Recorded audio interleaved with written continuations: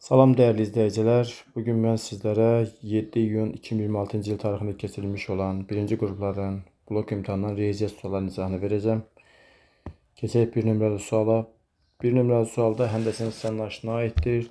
Sualda deyilir ki, 124 dərəcəli bucağın təpəsindən çıxan şüa onu ölçüləri fərqi 26-12 bucağa bölür. Böyük bucağı tapın. Böyük bucağı tapmaq üçün biz belə yaza bilərik ki, alfa üstəgəlsin bettanın qiyməti, yəni 124-dürsə, alfa çıxılsın betta bizdə 26 dərəcədir. Tərəf-tərəfə topladığımızda 2 alfa bərabər 150-yə, alfa bərabər 75 dərəcə olur. Bettanı da tapdığımızda görərik ki, 75 çıxılsın 26, bu da 49 dərəcə eləyir. Bizdə böyük istədiyi üçün cavab 75 olmalıdır. Bu da verilmişdir B variantında. Keçirik növbəti sualımıza. 2 nömrəli sual 10-cu sinif üstü funksiyalar bölməsinə aiddir. Qiymətlər çoxluğunu istəyir. Test toplusunda da buna aid suallar var. Kosinüs alabildiyi qiymətlər -1, müsbət 1 parçası olduğu üçün. Onda 4/1-in üzərindəki qiymətlər də qüvvəti -1-dən müsbət 1-ə qədər olan ədədlər ala bilər. O zaman 4/1 üstündə -1 olacaq bizdə 4, bir də 4/1 üstündə 1, bu da verəcəkdir bizə 4/1-in özünü. Yəni onda qiymətlər çoxluğunun ümumi görüntüsü olacaq 4/1-dən 4-ə qədər, bunları da almaq şərti ilə. Keçirik növbəti sualımıza. 3 nömrəli sualda deyilir ki, tənlər sisteminə aiddir. X-in Y-ə nisbətini tapın. Bunun üçün ikinci tənliyi götürüb -5-ə vursaq, 5x minus 21y bərabər 9, -5x minus 50y bərabər -80 alarıq. Tərəf-tərəfə toplayanda -71y-in qiyməti -71 görünür. Y-in də qiyməti buradan 1 tapılır. İkinci tənlikdə y-in yerinə 1 yazsaq, x üstə gəlsin 10 bərabər 16, x-in də qiyməti 6 tapılır. Və x-in y-ə nisbətini istədiyi üçün 6-nın 1-ə nisbəti bizə 6 verər. Düzgün cavab verilmişdir E variantında. Keçid edirik 4-cü sualımıza. 4 nömrəli sual kompleks ədədlər bölməsinə aiddir. Z üstündə xətt qoşma kompleksi göstərir. Yəni z-in qiyməti bizdə varsa, z üstü xəttin qiyməti 2-də 7 minus 2-də 1 i-ni göstərəcək. Bundan daha aslında baxanda olacaqdır 2-də 7 üstə gəl 2-də 1 i vurulsun 2-də 7 çıxılsın 2-də 1 i. Bu da bizə elə 2-də 7-nin kvadratı üstə gəlsin 2-də 1-in kvadratını verir. Olacaqdır 4-də 49 üstə gəlsin 4-də 1 şəklində olur. Bu da bizə verəcəkdir 4-də 50. İxtisardan sonra qalar 2-də 25 və yaxud da ki 12 tam 2-də 1. 12 tam 2-də 1 cavabı E variantında verilmiştir. Düzgün cavab olacaqdır E variantı. Keçirik növbəti sualımıza. 5 nömrəli sual trigonometrik tənliklər 10-cu sinif bölməsinə aiddir. Əslində çətin bir sual deyil. Sol tərəfi çevirməyə aiddir. Pi üstəgəl hər hansısa bir bucaq bu 3-cü rübə düşməsi deməkdir və kosinüs 3-cü rübdə mənfidir. Bu zaman olacaqdır mənfi 2 dənə kosinüs 3x bərabərdir kosinüs 3x-ə. Bir tərəfə keçirdiyimizdə olacaqdır ki, 3 dənə kosinüs 3x-in qiyməti 0-dır. O demək ki, kosinüs 3x özü 0-a bərabərdir. Bu bir xüsusi hal idi. Arqument olan hissəni götürürük. Kosinüs 0-a bərabər olduğu yer pi bölünsün 2 və onun pi misillərində idi, pikalarda. Bu zaman ədəbi-cəbəndə pi bölünsün 6, üstə gəl pi k bölünsün 3 alınır ki, bu da cavablarda B variantında verilmiştir. Keçirik növbəti sualımıza. Növbəti sual 9-cu sinif bölməsindən silsilələrə aiddir. Sualda bəzi hissələr silinib. Bura n üstə gəl 10 idi uşaqların dediyinə görə. N üstə gəl 11 burada idi. N üstə gəlsin 12 burada idi və bu şəkildə və bizdən də 13'ü istəyirdi. B13'ü. Həndəsi orta anlayışına görə bunlar ardıcıl hədlərdir. Ortadakı həddin kubu ifadəyə bərabərdir. Yəni BN üstə gəlsin 11-in mötərizə kubu bizdə 64 vurulsun 3 üstündə 3n-ə bərabərdir. Biz bunu da belə yaza bilərik ki, 4 üstü 3 vur 3 üstündə 3n kimi. Bunu da hətta belə yazaq, 4 vur 3 üstündə n qüvvəti 3 kimi. Hər tərəfdən kuba görə kök alsaq, o zaman BN üstə gəlsin 11-in qiyməti 4 vur 3 üstündə n şəklində bir ifadə alınır. Bizdən B13 istəyir. N üstə gəlsin 11-in 13 olması üçün n demək 2 olmalıdır. O zaman n yerinə 2 yazında bu B13 bərabər 4 vur 3-ün üstündə 2, yəni 4 vur 9 Edir 36. Düzgün cavab 36 olmalıdır. Bu da verilmişdir bizdə A variantında. Keçirik növbəti sual. 7 nömrəli sual 3 bucağa aiddir. Üst fiqurların sayısı bölməsindən. Biraz keçidlər eləməliyik burada. Şəkil bu şəkildədir. BAC bucağı, yəni bu bucaq, bu bucağın ikimisidir. Bura mən alfa götürsəm, bura 2 alfa olacaq. Və deyir AB BD-yə bərabərdir. AB BD-yə bərabərdir. Bu 5-dir, burada 5-dir. Onda oturacağında iki bucaqlar da bərabər olmalıdır və burada 2 alfadır. 2 alfa həm də ki BDC 3 bucağında xarici bucaqdır. Onda burada alfa olacaq. İstərsəmiz bu alfa olduğu zaman B bucağı ilə C bucağı bərabər olur. O demək deyir ki, BD ilə DC də bərabərdir. Yəni burada 5-dir. AC-nin uzunluğu bizə 11 vermişdir. 5 burası demək 6 bura düşür. ABD üçbucağında artıq bərabər yan üçbucaq var. Mən B-dən bir AD-yə bir hündürlük çəksəm, bura bir H desək, bu zaman bu hündürlük həm də ki median olacaqdır. Yəni 3 böləcəkdir bu 6-nı. Bu Pifagor teoreminə görə də buradakı hündürlüyün qiyməti tapırıq ki 4-dür. Bu zaman S üçbucaq ABC-nin sayısını tapmaq istəyəndə 2-də 1 vurulsun AC, vurulsun BH-dan istifadə edə bilərik. Yəni 2-də 1 vur 11 vurulsun 4. Bu da bizə verər 22. Demək düzgün cavab olmalıdır 22. Keçirik növbə. 8 nömrəli sual test trigonometrik funksiyalar bölməsinə aiddir. Funksiyanın təyin oblasına daxil olan ən kiçik və ən böyük qiymət ədədlərinin cəmini istəyir. Bildiyimiz kimi arcsinus funksiyasının təyin oblasti mənfi 1 müsbət 1 parçasında təyin olunmuşdur. Ona görə də arqument olan hissəsinin, yəni daxildəki hissə 5 çıxılsın kök adlı x-2-nin qiyməti kiçik bərabərdir 1-dən, böyük bərabərdir mənfi 1 olmalıdır. Hər tərəfdən 5 çıxdığımızda mənfi 6 kiçik bərabərdir mənfi kök adlı x-2, bu da kiçik bərabərdir mənfi 4 olur. Hər tərəfi mənfi 1-ə vursaq, bu zaman kök adlı x-2 kiçikdir bərabərdir 6-dan, böyük bərabərdir 4-dən. Hər tərəfi qüvvət yüksəltdiyimizdə isə 16 kiçik bərabərdir x-2, bu da kiçik bərabərdir 36 olur. Hər tərəfi 2 əlavə eləyəndə 18 kiçik bərabərdir x-dən, bu da kiçik bərabərdir 38-dən. Və bir şərt də var ki, x-2 özü böyük bərabər 0 olmalıdır, x böyük bərabərdir 2-dən. X-in buradakı qiymətlərin hər biri onsuz da 2-dən böyük şərtini ödədiyi üçün bizdə həllər, yəni ən böyük və ən kiçik qiymətlər buradan götürüləcəkdir. Ən kiçik 18, ən böyük isə 38-dir. Və bunları da topladığımızda 56 eləyər. Düzgün cavab olacaq 56, bu da verilibdir D variantında. Növbəti sualımız 9 nömrəli sualda deyilir ki, A parametrin hansı qiymətində funksiyanın ən kiçik qiyməti 4-ə bərabərdir. 11-ci sinif dərsindən törəmə bölməsinə ayrılan bir sualdır. Bildiyimiz kimi funksiyanın ən kiçik qiymətinin tapılması onun törəməni sıfıra çevirən qiymətdən təyin edirdik. O zaman biz y törəmə bərabərdir. 1 üstə gəlinsin, e üstündə a çıxılsın x və bir də a minus x funksiya şəklində verildiyi üçün bir də bunun törəməsi tapılır və sıfıra bərabər edilirdi. Buradan alacaq ki 1 üstə gəlinsin, e üstündə a minus x vurulsun mənfi 1 bərabərdə 0. Mənfiyə nəzərə alıb bərabərin sağına keçsə e üstündə a minus x-in qiyməti 1-ə bərabərdir. Birində yerinə e üstə 0 yaza bilərik. A çıxılsın x-in qiyməti 0-sa, demək x-in qiyməti özü a-ya bərabərdir. Və y-a-nın qiyməti deyilən şərtə görə 4-ə bərabərdir. Onda y-a bərabərdir. A üstə gəlinsin, e-nin üstündə a çıxılsın a bərabərdir 4-dür. Buradan a üstə gəlinsin 1 bərabər 4 isə demək a-nın qiyməti 3-ə bərabərdir. Demək düzgün cavabımız olmalıdır. A-nın 3 qiymətində funksiyanın ən kiçik qiyməti 4-ə bərabər olar. Keçirik növbə.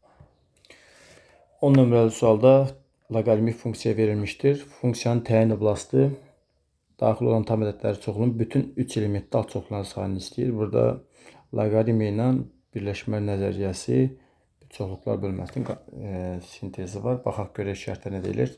Loqaritmik funksiyanın təyin olması üçün loqaritm altı ifadə böyükdür 0 olmalıdır. Demək x-2-nin qiyməti böyükdür 0 olanda x böyük olacaqdır 2-dən.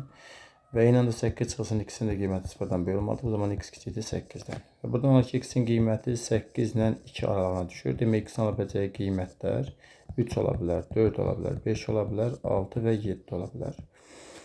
Ümumilikdə element sayına baxdığımızda görürük ki 5 dənə element var. Bizə isə soruşur ki 3 elementli alt çoxluqların sayını tapın deyir.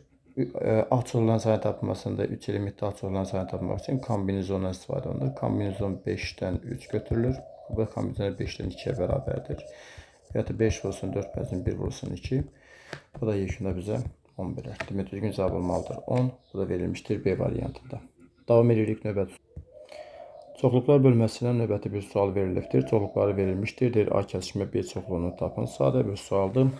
İki çoxluğun kəsişməsi onların ortaq elementlərindən təşkil olması lazımdır. Hər ikisində iştirak edən elementlər 8-dən 9 olduğu üçün düzgün cavabımız elə olmalıdır. E variantı. Sadə sual idi. Davam edirik növbəti. Növbəti sualımız məsələ tiplidir. Sualda deyilir ki, yük avtomobili A məntəqəsindəki ambardan götürdüyü malları ABCD düzbucaqlısının perimetri üzrə hərəkət edərək BCD nöqtələrində paylayıb ambara qayıtdı. Və cəmi 420 km yol qət etdi. AB məsafəsinin BC məsafəsinə nisbəti 3-ün dördədir. Və buranı qəbul edək, onda biz 3x, bura onda 4x olacaqdır. Onda burada 3x-dir, burada 4x-dir. Düzbucaqlı olduğu üçün qarşı tərəflər paralel və bərabər olmalıdır. Qayıtdı, cəmi 420 km yol getdi. O demək ki, bu düzbucaqlının perimetri 420-dir. Biz buradan istifadə 2 vur olsun, 3x üstə gəl 4x bərabər 420-ni götürsək, 14x bərabər 420 olar, ikisinin də qiyməti 30 olar. O demək ki, bu məsafə 90-dır, bu məsafə 120-dir, burada 120-dir, burada 90-dır. Şərtdə davam edib deyir ki, avtomobil hər məntəqədə yükünü bir hissəsini boşaltdığı üçün növbəti məntəqəyə qədərki yolu əvvəlki 15 km/saat sürətlə çox sürətlə getdi. Yəni birincidə sürət A-dan B-yə gedərkən V idisə, artıq burada V üstə gəl 15-dir. Buradakı sürəti V üstə gəl 30-dur. Buradakı sürətdə V üstə gəlinsin 45 şəklində olur. Və bizə deyir ki, avtomobil B-dən C-yə 2 saatda getmişdir. B-dən C-yə qədər məsafə, yəni 120 km məsafəni. Sürəti V üstə gəl 15 olduğu üçün 2 vur olsun V üstə gəl 15 bərabərdir 120-dir. Buradan V üstə gəlsin 15 bərabər 60-dırsa, demək V-nin qiyməti 45-dir. V 45-ə bərabər və bizdən istədiyi A-dan D məntəqəsindən A-ya gedərkən. D-dən A-ya gedərkən sürətimiz artıq olacaqdır, demək 90. Çünki V var idi, 45 üzərinə gəldik. 45 tapmışda 45 üzərinə gəlib 90-dır. Burada məsafə 120-dir. Zaman tapmaq istəyiriksə, zaman hamısını dəqiqəni verdiyi üçün biz saatdan dəqiqəyə keçid edəcəyik. Demək ki, məsafəni bölürük sürətə, vururuq dəqiqəyə keçmək üçün 60-a. Bunu da hesabladığımız 30-a bölünsə, burada 2, burada 3 qalar. Bunlar da ixtisaya gedib, burada 40 qalar. Eləyəcəkdir 80 dəqiqə. Düzgün cavabımız olacaq 80 dəqiqə. Bu da verilibdir bizdə D variantında. Keçid edirik növbəti. 13 nömrəli sualda deyilir ki, A B-dən böyük, bu da 0-dan böyükdür. Yəni hər ikisi müsbət ədəddir. İfadəni sadələşdirin. Kökün xassəsindən istifadə edərək biz deyə bilərik ki, sürətdə 2 vurulsun kök altında. Kök hətta A minus kök hətta B mörtəzə kvadratı verilibdir. Məxrəsdə isə kök altında kökdə A üstə gəl kökdə B-nin mörtəzə kvadratı verilmişdir. Üstə gəlsin 4 kökdə B. Burada da kök hətta A üstə gəl kök hətta B olur. Kvadrat kökü aparacaq və modula ehtiyac olmayacaq, çünki A-nın qiyməti B-dən böyükdür. Bu zaman 2 vurulsun kök altında A minus kök hətta B sürətdə olur. Məxrəsdə isə kök altında A üstə gəl kök hətta B olur. Üstə gəlsin 4 kökdə B bölünsün. Kök altında A üstə gəl kök hətta B şəklində yazılır. Ortaq məxrəc burada biz kök altında A üstə gəl kök hətta B-ni götürsək, vurub açanda olar 2 kökdə A çıx 2 kökdə B üstə gəl 4 kökdə B şəklində. Sürətdə olacaqdır 2 kökdə A üstə gəlsin 2 kökdə B. Məxrəcdə də kök altında A üstə gəlsin kök hətta B. Kəsin sürətindən 2-ni çıxarsaq kənara qalar kök hətta A üstə gəl kök altında B. Məxrəcdə isə kök hətta A üstə gəl kök hətta B verilmişdir. Bunlar da ixtisar gedəndən sonra cavab qalacaqdır 2. Düzgün cavab olmalıdır 2. Bu da verilmişdir A variantında. Keçid edirik növbəti suala. Növbəti sual 14 nömrəli sualda deyilir ki, SABC piramidasının bütün yan telləri oturacaq müstəvisi 60 dərəcə bucaq əmələ gətirir. SA 8 cm-dir. Piramidanın oturacaq bərabər yanı düzbucaqlı üçbucaq olarsa, həcmini tapın. Piramidanın həcmi üstü V bərabərdir. 3də 1 S oturacaq vurulsun H üstünə istifadə ediləcəkdir. Və bir də bilməli olduğumuz məqam ondan ibarətdir ki, piramidanın yan telləri oturacaq müstəvisi ilə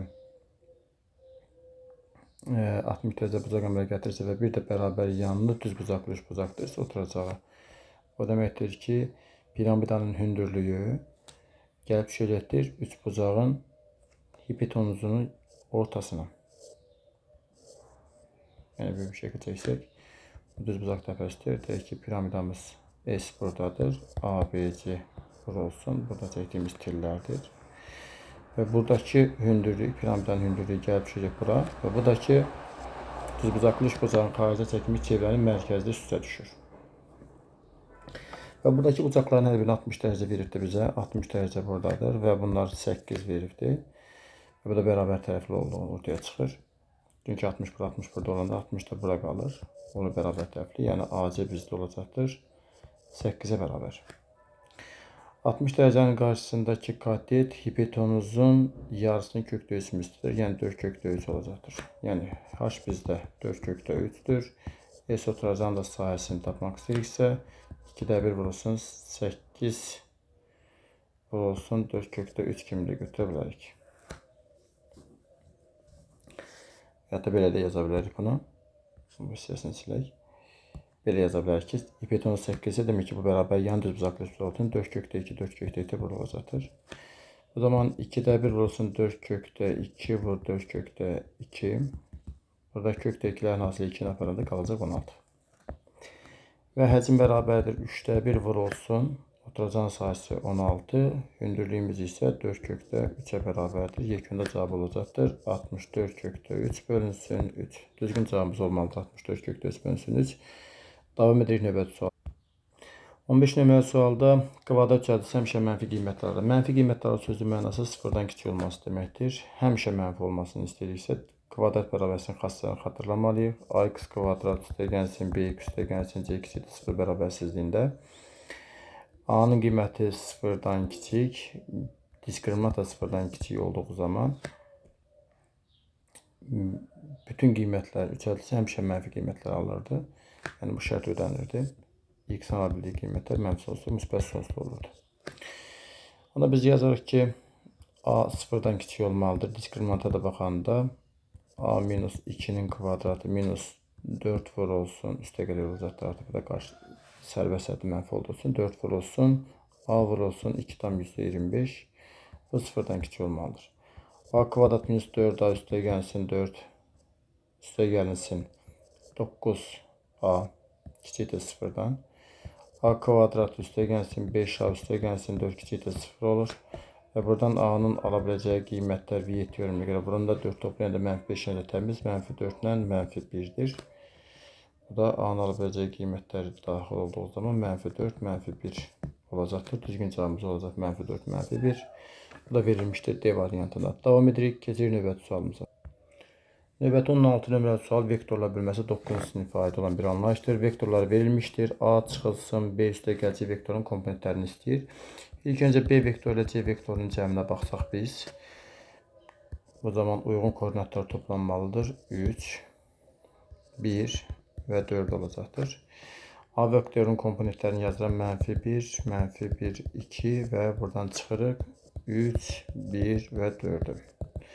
Vektorların çıxılmasında uyğun koordinatlar çıxılmalıdır. -1'dən 3'ün çıxanda -4 eləyər. -1'dən 1'in çıxanda eləyir -2. 2'dən də 4'ün çıxanda eləyəcəkdir -2. Və bu koordinatları axtarırıq. -4, -2, -2. Bu da verilmişdir bizdə B variantında. Keçirik növbəti sualımıza. Növbəti 17 nömrəli sual 10-cu sinif dərsində düz xəttə müstəvinin qarşılıqlı vəziyyətinə aiddir. İkiyüzlü bucağın nöqtələrində yerləşən A və B nöqtələrindən onun tilinə qədər olan AC və BC məsafələri üçün AC, BC, AB bərabər olarsa ikiyüzlü bucağın qiymətini tapın. Əslində çətin olmayan bir sualdır. Belə yazmaq olar ki, bir dənə ikiyüzlü bucaq çəkək bu şəkildə. Deyək ki, ikiyüzlü bucağın bir tərəfin üzərində A nöqtəsi götürülüb, digər tərəf üzərində B nöqtəsi götürülmüşdür. Və bizə deyir ki, A və B nöqtə onun tilinə qədər məsafə. Tilləri bucağın əmələ gəldiyi nöqtə idi. Burada da C nöqtəsi işarə edək. Bununla bu bərabərdir deyir. Və AB də bunlara bərabərdir. İstərsəmiz burada bərabər tərəfli bucaq alınır. O deməkdir ki, ikiyüzlü bucağın dərəcə ölçüsü 60 dərəcəyə bərabərdir. Düzgün cavab olacaqdır 60 dərəcə. Keçirik növbəti suala. Qarşılıqlı sadə A və B naturətləri üçün əkop AB-nin qiyməti 126, A üstə gəlsin B-nin qiyməti isə 23 olarsa, A kvadrat üstə gəl B kvadrat ifadəsinin qiymətini tapın deyir. Qarşılıqlı sadə və B denotatörləri bildiğimiz kimi məkobu onların hasına bərabərdir. Yəni A vursun B-nin qiyməti onda 126'dır. A üstəgəlsin B-nin də qiymətini bizə 23 verib. A kvadrat üstəgəl B kvadratın qiymətini istəyir. Bu da bizdə A üstəgəl B mötərizə kvadrat çıxır 2AB düsturunu tapa bilərik. 23 kvadrat çıxılsın 2 vurulsun 126. 23'ün kvadratını tapmaq üçün 23 23'e vursaq demək 9 6 6 4 kimi götürəndə 529 eləyəcək. 529'dan çıxırıq 252'sin. Bunda çıxdığımız zaman demək 7 buradan, 7 burada və 2 də buradan. 277 alırıq. 277 cavabı da verilmişdir bizdə A variantında. Davam edirik növbəti sual ilə. Növbəti sualımız faiz bölməsinə aiddir. Biri digərini 80% təşkil edən iki ardıcıl cüt ədədin kvadratlar fərqinin modulunu tapın deyir. Şərtdə deyir ki, bir digərini 80% təşkil edən iki ardıcıl cüt ədədin kvadratlar fərqinin modulunu istəyir. Belə yaza bilərik ki, ədədin birini A qəbul eləsək, digər bunun 80%-i 0.8 A olacaqdır. Buna ardıcıl cüt ədədlər olduğu üçün ardıcıl cüt ədədlər də tək ədədlərdə 2 vahid məsafə deyilir. Yəni A-dan 0.8 A-nı çıxanda 2-yə bərabərdir. 0.2 A-nın qiyməti 2-dirsə, demək A-nın qiyməti neçədir? 10-dur. A-nın qiyməti 10 olanda onda digəri bizə 8 olur. Və bizdən də kvadratlar fərqinin modulunu istəyir. Yəni 10'un kvadratı çıxılsın 8'in kvadratı. Kvadratları fərqinin moduludur. Kvadrata yüksəldik, fərqini tapırıq. Bu da necədir? 100 çıxılsın 64 edər 36. 36 cavabı da verilmişdir C variantında. Keçirik 20 nömrəli suala. 20 nömrəli sual 11-ci sinif sahə inteqrallar bölməsinə aiddir. Xətlərlə hüdudlanmış fiqurun sahəsini istəyir.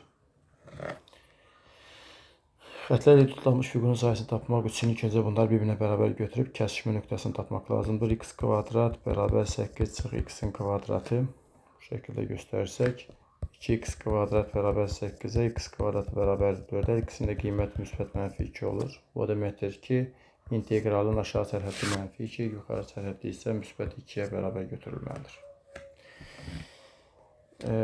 Şəkil çəkib görə bilərik və ya çəkmədən belə verilmiş funksiyalar tərəfə çıxıb inteqralını tapa bilərik. X kvadratının qrafiki bizdə bu şəkildə olur. 8 minus x kvadratının qrafikini axtarırıqsa əgər, bu da üz aşağıya doğru gələcəkdir və buradakı hissədən söhbət gedir. Yəni 8 çıx x kvadratı minus x-in kvadratı dx yazsaq biz cavabı tapa bilərik. Buradan mənfi 2-dən 2-yə 8 çıx 2x-in kvadratı dx olur. Bu da olacaqdır bizdə 8x minus 2x'in kubu bölünsün 3. Sərhəd öz mənfi 2-dən 2. Birinci yuxarı sərhəddi yazsaq yerinə 16 minus 3'də 16 çıxılsın. Mənfi 16 üstə gəlinsin 3'də 16. Da bərabərdir 16 çıxılsın 3'də 16 minus üstə gəlsin 16 çıxılsın 3'də 16 olur. Edər 32 minus 3'də 32 deyəcəkdir 3'də 96 minus 32 yəni 3'də 64. 3'də 64 qiymətini tapmışıq. Bu da bizdə 21,3'də 1 qiymətini verir ki, bu da düzgün cavab verilmişdir A variantında. Keçid edirik növbəti suala. Loqaritmik tənlik verilib 10-cu sinif dərsliyinə aid və deyir ki, tənliyi həll edin. İlk öncə bu tənlikdə belə yaza bilərik ki, loqaritma 2 əsasdan x-ə saxlayarıq. Çıxılsın. Bunu yaza bilərik biz loqaritma 2 əsasdan 8 çıxılsın loqaritma 2 əsasdan x kimi. Qarşıdakı mənfisi nəzərə alaraq. Üstə gəlsin 5 bərabərdir 0. Kök hətta loqaritma 2 əsasdan x minus bu 3 deməkdir. Minus loqaritma 2 əsasdan x üstə gələk 5 bərabərdir 0. Və burada kök hətta loqaritma 2 əsasdan x-ə bir t əvəzləməsi eləsək, onu yazar ki, t minus t kvadrat Üstəgənsin 2 bərabərdir 0-a. T kvadrat minus T minus 2 bərabərdir 0-dır. Buradan T'nin alabileceği qiymətləri təyin edirik. T burada mütləq şəkildə 0-dan böyük qiymət almalıdır kökün mənası olması üçün. Buranda mənfi 2 toplayanda bir ədədlərimiz 2 ilə mənfi 1'dir. Biz buradan 2'ni götürəcəyik. Kök altda loqaritma 2 əsasdan x'in qiyməti 2'yə bərabərdir. Qüvvətə yüksələn loqaritma 2 əsasdan x'in qiyməti 4'dür. X'in də qiyməti 2 üstü 4, 16'dır. Demək düzgün cavab olmalıdır 16. Bu da verilmişdir C variantında. Keçid edirik növbəti suala.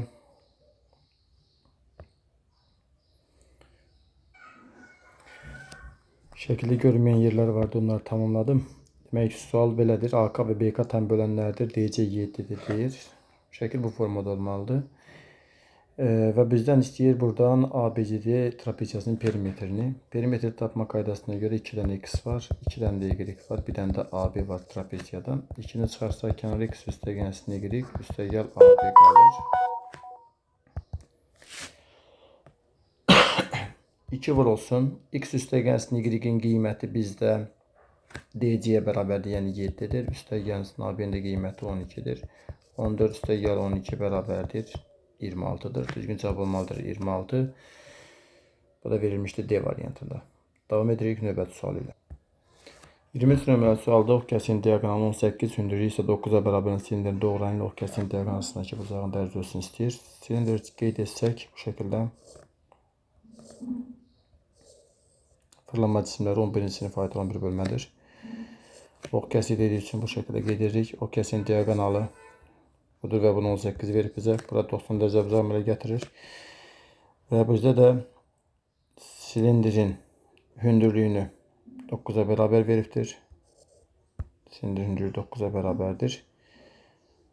Silindrin doğrudan ox kəsiyin diaqonalı, ox kəsiyinin diaqonalı arasındakı bucağı istəyir. Ox kəsiyin diaqonalındakı bucağın dərc ölçüsünü tapın deyir. Bura bizdə 30 dərəcə olacaqdır. 30 dərəcə olanda buradakı bucaq qalacaq 60 dərəcə. Burada L'dir. Silindrin doğranı və diaqonalı.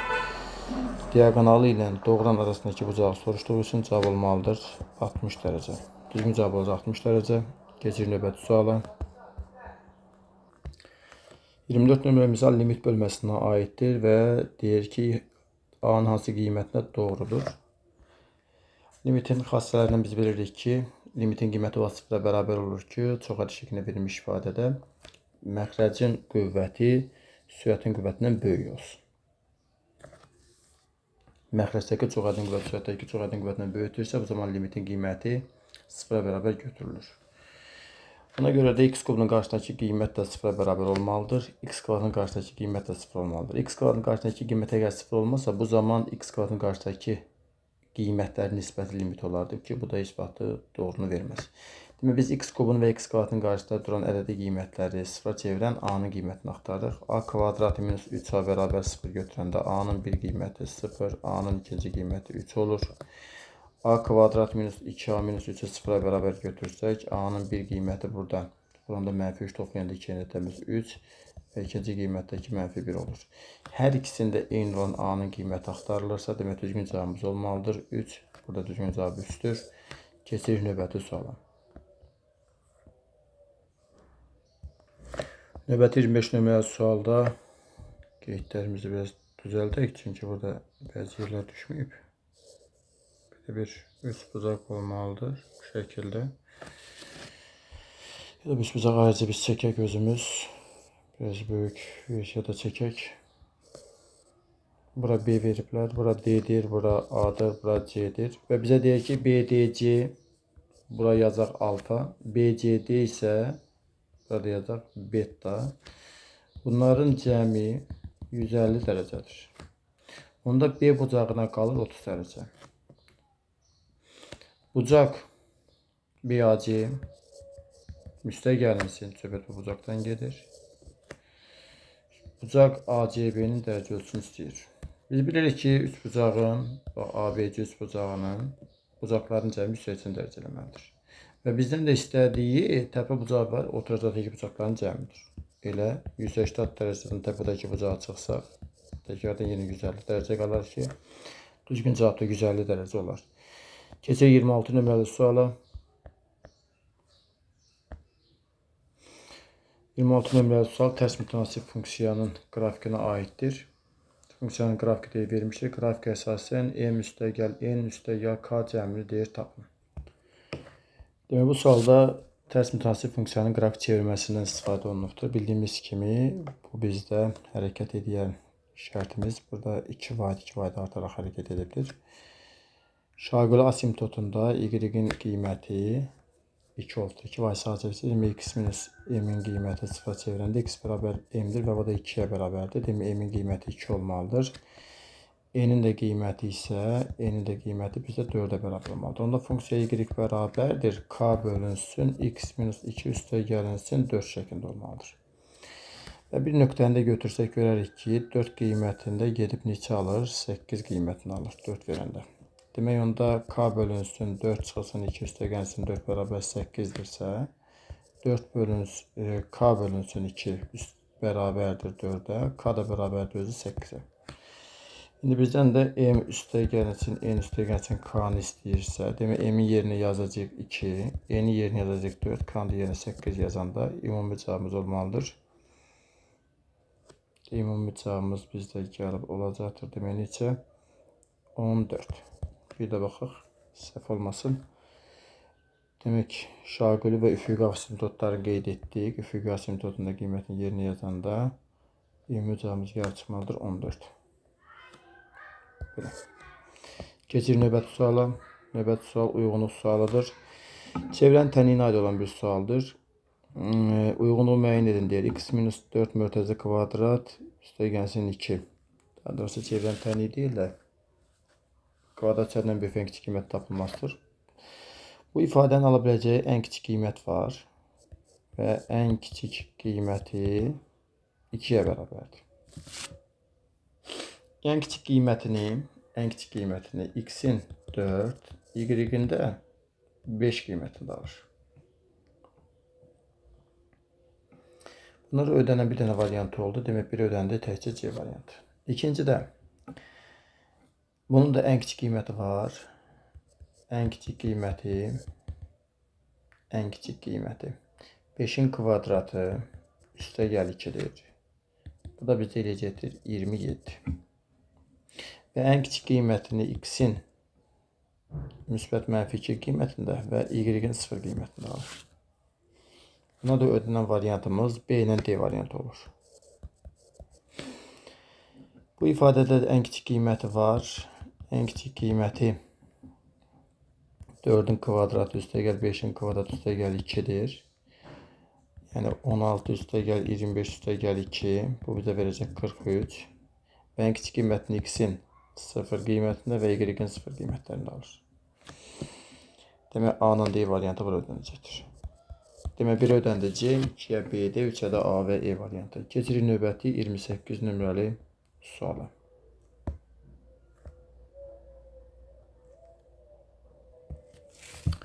Deməli, sualın şərtinə deyilir ki, hündürlüyü 20 sm olan silindr formalı qab yarısına qədər maye ilə doldurulmuşdur. Şəkildə biraz çevirmə elədim. Burada yazdım ki, hündürlüyü 20-dirsə, yarısına qədər onda bura qədər məsafəsi 10 olacaqdır. Və bizdə şərtdə deyir ki, çubuq, bax, bu gördüyümüz bu çubuqdur. Bu çubuğun uzunluğu da hündürlüyünə bərabərdir, yəni 20-yə bərabərdir. Hündürlüyünə qədər bərabər çubuq yerləşdirmişdir. Çubuğun bir ucu alt oturacaq çevrəsi üzərindədir. Digər ucu qabın yuxarı divarı üzərindən 4 sm məsafədədir. Burada 4 məsafədədirsə, demək, bura qalacaq 6. Və burada oxşarlıq yaranır. Oxşarlıq qaydasına görə elə bir üçbucaq çıxardırıq burada. Belə bir üçbucaq yaranır. Burada 2-dən üçbucaq. Bura 6-dır, bura 10-dur. Bura x-dirsə, burada 20 çıxılsın x-dir. Bizdəki bu 20 çıxılsın x istəyir. Ona yaza bilərik ki, 6-nın x-ə nisbəti bərabərdir 16-nın da 20-yə nisbətdir. Buradan alınır ki, 16x bərabərdir 120-dir. 4-ə bölsək, 4x bərabərdir 30-dur. X-ə bərabərdir 7,5-dir. Və bizdən 20 çıxılsın x istədiyi üçün 20 çıxılsın 7,5. Bu da yekunda qalmalıdır. 12,5. Demək düzgün cavabımız olmalıdır. 12,5 santimetr. Keçirik növbəti sual. 29 nömrəli sualda deyilir ki, koordinat müstəvisinə ixtiyari üçü bir düz xətt üzərində olmayan 10 nöqtə verilmişdir. Təpələri bu nöqtələrdə olan bütün mümkün üçbucaqlardan biri təsadüfi seçilir. Həmin üçbucağın hər üç təpəsinin müxtəlif rüblərdə yerləşməsi ehtimalını deyir tapın. Burada birdən çox şərtə baxmaq lazımdır. Çünki rüblər belə düzüləcəkdir. Deyək ki, mən birinci rübə baxa bilərəm. Birinci rübdən götürərəm təpəni, ikinci rübdən götürərəm və üçüncü rübdən götürərəm. Birinci rübdən götürərəm, 3-dən götürərəm, 4-dən götürərəm. Ola bilər ki, 1-dən götürəm, yenə də 3-dən, 2-dən götürəm və bir də 4-dən götürəm, 4-cü rübdən götürəm. Bu birinci rübdən başlayacağım təpələr bunlardır. Bir də ola bilər ki, ikinci rübdən götürəm, üçüncü rübü götürəm və bir də 4-cü rübü götürəm, heç birinci rübə baxmayam. Bir də bu versiya, bu 4 dənə əlverişli ala baxmaq lazımdır. Amma əsas məsələ ondan ibarətdir ki, 10 nöqtə və bu 10 nöqtədən 3-ü götürülməlidir. Demək ki, bütün halların sayı kombinizon 10-dan 3-dür. Bu da bizdə 10 vur, 9 vur, 8 bölünsün, 1 vur, 2 vur, 3-dür. Bunu hesablasaq 120 eləyər. Digər şərtlərin hamısını bir-bir hesablamaq lazım gələcəkdir. Demək olacaqdır kombinizon 4-dən 1, kombinizon 2-dən 1, kombinizon 3-dən 1. Bu da bizə verəcək 4 vur, 2 vur, 3. Yəni 24 verəcək. İkinci şərtdə kombinizon 4-dən 1, kombinizon 3-dən 1 və kombinizon 1-dən 1 götürülür. Bu da 4 vurulsun 3 bizə verəcəkdir 12. Üçüncü şərtdə kombinizon 4-dən 1, kombinizon 2-dən 1, bir də kombinizon 1-dən 1 olur. Bu da verəcəkdir bizə 8. Və dördüncüsündə də kombinizon 2-dən 1, kombinizon 3-dən 1 və kombinizon 1-dən 1 deməkdir. Bu da bizə verəcəkdir 6. Burada bizə əlverişli halların sayı 24, 12, 8 və 6-dan ibarətdir. 30 bu da verdi bizə 50. Demək, hadisənin ehtimalına da baxırıq sonda biz. PA bərabərdir. 120-də 50. Bu da bizdə 12-də 5 deməkdir. Demək, düzgün cavab olmalıdır 12-də 5. Və keçirik 30 nömrəli suala. 30 nömrəli sualda mərkəzi O nöqtəsində olan çevrəyə onun xaricini götürmüş C nöqtəsindən CA və CE kəsənlər çəkilmişdir. D bərabərdir AO. CD AO-ya bərabərdir, yəni radiusa bərabərdir. Burada radiusdursa, burada radiusdur, belə qeyd edək. Olarsa ACE-nin ACE bucağı 3-də 1 AOE olduğunu ispat edilir. Demək, ACE bucağı, bu bucaq, deyək ki, bu alfa bucağı, AOE bucağının 3-də 1-dir. Demək, ona bura 3 alfa olduğunu ispat etməliyik. Demək, bu sual üçün belə bir yanaşma eləyə bilərik. Demək, deyir ki, bizə bu radiusdur.